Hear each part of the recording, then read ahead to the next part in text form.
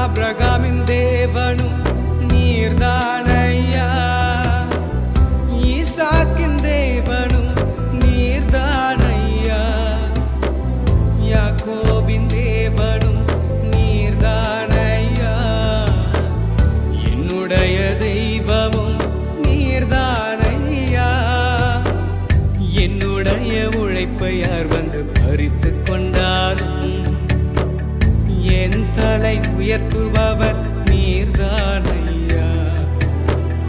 என்னுடைய உழைப்பை யார் வந்து பறித்து கொண்டாலும் என் தலை உயர்த்துபவர்